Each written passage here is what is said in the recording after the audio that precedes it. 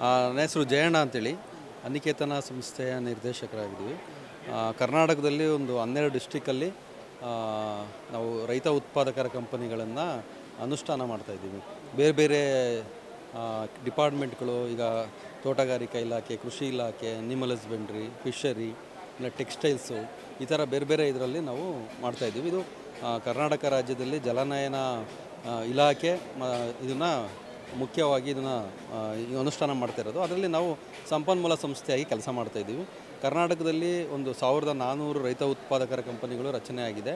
ಅದರಲ್ಲಿ ಸುಮಾರು ರೈತ ಉತ್ಪಾದಕರ ಕಂಪನಿಗಳು ಆ ಅಂದರೆ ಬೆಳೆಗಳಿದೆಯಲ್ಲ, ಬೆಳೆಗಳ ಮೌಲ್ಯ ಸರಪಳಿಗಳ ಮೇಲೆ ವರ್ಕ್ ಮಾಡ್ತಾಯಿದೆ. ಇದರ ಮುಖ್ಯ ಉದ್ದೇಶ ಬಂದು ರೈತ ಉತ್ಪಾದಕರ ಕಂಪನಿದು ರೈತರ ಜೀವನವನ್ನು ಸುಸ್ಥಿರಗೊಳಿಸಬೇಕು ಅಂತಕ್ಕಂಥದ್ದು. ಅದು ಮಾರುಕಟ್ಟೆಯನ್ನು ನಾವು ಬಿತ್ತನೆ ಬೀಜದಿಂದ ಮಾರುಕಟ್ಟೆವರೆಗೆ ಸಂಪೂರ್ಣವಾದಂಥ ಸರ್ವಿಸಸ್ನ ಕೊಡಬೇಕು. ರೈತನಿಗೆ ಅಗತ್ಯ ಇರ್ತಕ್ಕಂಥ ಕೃಷಿ ಪರಿಕರಗಳು ಅವನಿಗೆ ಸಮಯಕ್ಕೆ ಸರಿಯಾಗಿ ಸಿಗಬೇಕು, ಸೂಕ್ತ ಬೆಲೆಗೆ ಸಿಗಬೇಕು, ಮತ್ತು ಅವರ ಅವಶ್ಯಕತೆ ಇರತಕ್ಕಂಥ ಮಾರ್ಗದರ್ಶನ ಸಿಗಬೇಕು ಅಂತಕ್ಕಂಥದ್ದು ಇದರ ಉದ್ದೇಶ. ಇದ್ರ ಮೂಲಕ ಏನಾಗುತ್ತೆ, ನಾವು ಒಂದು ಕ್ಷೇತ್ರನ ಆಯ್ಕೆ ಮಾಡಿಕೊಂಡು, ಅಂದರೆ ಒಂದು ಏರಿಯಾದಲ್ಲಿ ಏನು ಬೆಳೆ ಬೆಳೀತಾಯಿದೆ ರೈತರು, ಪ್ರಮುಖ ಬೆಳೆ, ಆ ಬೆಳೆ ಆಧಾರಿತವಾಗಿ ಆಯ್ಕೆ ಮಾಡಿಕೊಂಡು, ಮತ್ತು ಆ ರೈತರಿಗೆ ನಾವು ಯಾಕೆ ರೈತ ಉತ್ಪಾದಕರ ಕಂಪನಿ ಸದಸ್ಯರಾಗಬೇಕು ಅಂತೇಳಿ ನಾವು ಅವರಿಗೆ ಇದನ್ನು ಮಾಡ್ತಾಯಿದ್ದೀವಿ. ಸೊ ನಾವು ಕರ್ನಾಟಕದಲ್ಲಿ ಆ ಏರಿಯಾದಲ್ಲಿ ಯಾವುದನ್ನು ಹೆಚ್ಚು ಪ್ರಮುಖ ಬೆಳೆಯಾಗಿ ಬೆಳೀತಾರೆ ರೈತರು, ಯಾವುದು ಆದಾಯ ಹೆಚ್ಚು ಬರ್ತಕ್ಕಂಥ ಬೆಳೆ ಬೆಳೀತಾ ಇದ್ದಾರೆ, ಆ ಬೆಳೆನ ನಾವು ತಗೊಂಡು ಆ ಬೆಳೀತಕ್ಕಂಥ ರೈತರುಗಳನ್ನೆಲ್ಲ ನಾವು ಸಂಘಟನೆ ಮಾಡಿ, ಗ್ರಾಮ ಮಟ್ಟದಲ್ಲಿ ಸಂಘಟನೆ ಮಾಡಿ ಅವ್ರನ್ನೆಲ್ಲ ಷೇರುದಾರರಾಗಿ ಮಾಡ್ತೀವಿ. ರೈತ ಉತ್ಪಾದಕರ ಕಂಪನಿ, ಆ ರೈತ ಉತ್ಪಾದಕ ಕಂಪನಿ ಷೇರುದಾರ ಅಂದರೆ ಇದು ರೈತರಿಂದ ರೈತರಿಗೋಸ್ಕರ ರೈತರೇ ನಿರ್ವಹಣೆ ಮಾಡ್ತಕ್ಕಂಥ ಸಂಸ್ಥೆ, ಅದು ರೈತ ಉತ್ಪಾದಕರ ಕಂಪನಿ. ಅದಕ್ಕೆ ರೈತ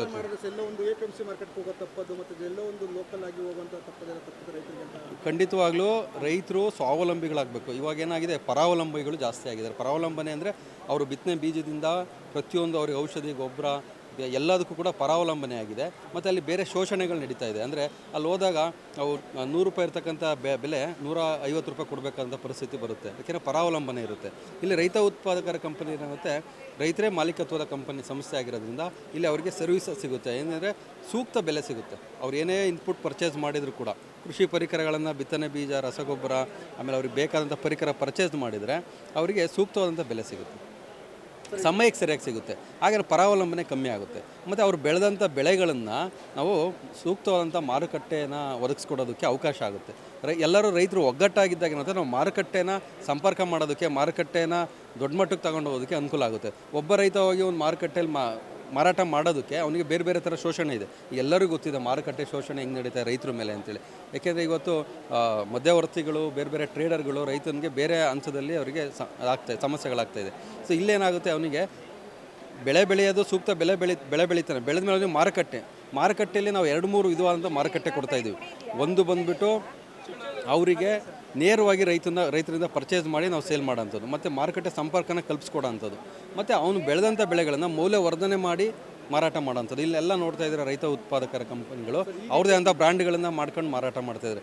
ಅವ್ರ ಬ್ರ್ಯಾಂಡಲ್ಲಿ ಮಾರಾಟ ಮಾಡ್ತಾಯಿದ್ದಾರೆ ಅಂದರೆ ಅವ್ರಿಗೆ ನಮಗೆ ಆರ್ಥಿಕ ಲೋಕಲ್ ಎಕಾನಮಿ ಜಾಸ್ತಿ ಆಗುತ್ತೆ. ಅಂದರೆ ಅವ್ರ ಪ್ರಾಡಕ್ಟ್ಗಳನ್ನ ನಾವು ಅಲ್ಲಿ ತೊಗೊತಾ ಇದ್ದೀವಿ ಅಂತಂದರೆ ಅದು ಎಲ್ಲಿಗೆ ಹೋಗುತ್ತೆ ದುಡ್ಡು ಅಂತಂದರೆ ರೈತ ಉತ್ಪಾದಕರ ಕಂಪನಿಗೆ ಹೋಗ್ತಾ ಇದೆ, ಅಂದರೆ ಷೇರುದಾರಿಗೆ ಹೋಗ್ತಾಯಿದೆ ಅಂತ.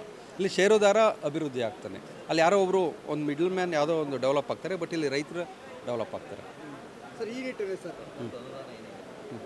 ಸರ್ ಈಗ ದೇಶದಲ್ಲಿ ಅಂತ ಒಂದು ರಾಜಧಾನಿಯಲ್ಲಿ ಈ ಅಂತಾರಾಷ್ಟ್ರೀಯ ಮಟ್ಟದ ಸಿರಿಧಾನ್ಯ ಮೇಳ ನಡೀಬೇಕು. ನಿಮ್ಗೆ ಏನು ರೈತರಿಗೆ ಯಾವ ಥರ ಖುಷಿ ಆಗುತ್ತೆ, ರೈತರಿಗೆ ಏನೇನು ಯೂಸ್ಫುಲ್ ಆಗಿದೆ ಈ ಸಿರಿಧಾನ್ಯ ಮೇಳದಿಂದ?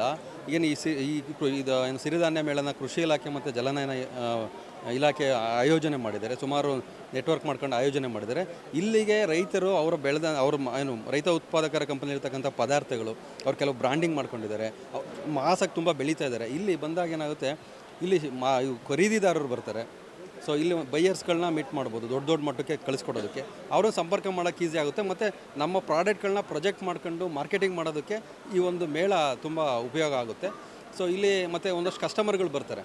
ಕಸ್ಟಮರ್ ಬಂದು ನಮ್ಮ ಪ್ರಾಡಕ್ಟ್ ನೋಡಿದಾಗ, ರೈತರ ಪ್ರಾಡಕ್ಟ್ ಅಂದಾಗ ಒಂದಷ್ಟು ಏನೋ ಒಂದು ಫೀಲ್ ಇರುತ್ತೆ, ನಾವು ಏನೇ ಕೊಂಡ್ರು ಕೂಡ ರೈತರಿಗೆ ಹೋಗುತ್ತೆ ಅನ್ನೋದು.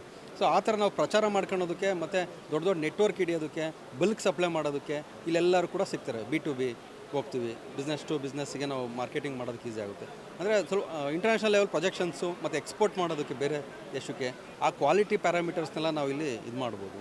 ಸರ್, ಈಗ ಕೆಲವು ಸಬ್ಸಿಡಿಗಳು, ಕೆಲವು ಸರ್ಕಾರದ ಅನುದಾನಗಳು ಅದರ ಸಿಗುತ್ತಾ, ಪಡೆದಿದ್ದೀರಾ ಅಥವಾ ಏನೇನು ಯಾವ ರೀತಿ ಸಿಗ್ಬೋದು ಸರ್? ಖಂಡಿತ ಸರ್. ಇದು ಹೆಂಗಿದೆ ಅಂತಂದರೆ ಈಗ ಇಲಾಖೆ ಅಂತಂದರೆ ವಿವಿಧ ಇಲಾಖೆಗಳು, ಜಲನಯನ ಇಲಾಖೆ ನೋಡಲ್ ಡಿಪಾರ್ಟ್ಮೆಂಟು, ನಾನು ಹೇಳಿದ ಕೃಷಿ, ತೋಟಗಾರಿಕೆ, ಮೀನುಗಾರಿಕೆ, ಸಿರಿಕಲ್ಚರು, ಈ ಥರ ಬೇರೆ ಬೇರೆ ಇಲಾಖೆಗಳೇನಿದೆ ಆ ಇಲಾಖೆಗಳ ಮೂಲಕ ನಾವೇನು ಇಂಪ್ಲಿಮೆಂಟ್ ಮಾಡ್ತಾಯಿದ್ದೀವಿ, ನಮ್ಮ ನಿಕೇತನ ಸಂಸ್ಥೆ ಸಂಪನ್ಮೂಲ ಸಂಸ್ಥೆಯಾಗಿ.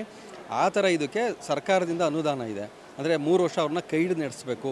3 ವರ್ಷಗಳ ಕಾಲ ಆ ಕಂಪನಿನ ನಿರ್ವಹಣೆ ಮಾಡೋದಕ್ಕೆ ನಿರ್ವಹಣಾ ವೆಚ್ಚ, ಅವರು ವ್ಯವಹಾರನ ಅಭಿವೃದ್ಧಿ ಮಾಡೋದಕ್ಕೋಸ್ಕರ ಅವರಿಗೆ ಒಂದಷ್ಟು ಮ್ಯಾಚಿಂಗ್ ಗ್ರ್ಯಾಂಟ್ ಅಂತ ಕೊಡ್ತಾರೆ, ಆ ಸುತ್ತು ನಿಧಿ ಹಣ ಕೊಡ್ತಾರೆ. ಸೊ ಅದರಿಂದ ಏನಾಗುತ್ತೆ, 3 ವರ್ಷ ಅವ್ರು ಸಪೋರ್ಟ್ ಮಾಡ್ತಾರೆ. ಅಲ್ಲಿರೋ CEO ಕೆಲಸ ಮಾಡೋದಕ್ಕೆ ಸಂಬಳ ಆಗಿರ್ಬೋದು, ಕಚೇರಿ ನಿರ್ವಹಣೆ ಮಾಡೋದಾಗಿರ್ಬೋದು, ಅಲ್ಲಿ ಡಾಟಾ ಎಂಟ್ರಿ ಆಪ್ರೇಟ್ ಮಾಡೋದಾಗಿರ್ಬೋದು, ಇದರ ಸಪೋರ್ಟ್ 3 ಇಯರ್ಸ್ ನಮಗೆ ಸಪೋರ್ಟ್ ಮಾಡ್ತಾರೆ. ಆ 3 ಇಯರ್ಸ್ ಸಪೋರ್ಟ್ ಮಾಡಿದ ರೈತರ ಆ 3 ಇಯರ್ಸ್ ಒಳಗಡೆ ಅದು ತನ್ನ ಶಕ್ತಿ ಮೇಲೆ ನಿಲ್ಲೋ ಥರ ಅದು ಅಭಿವೃದ್ಧಿ ಆಗಬೇಕು.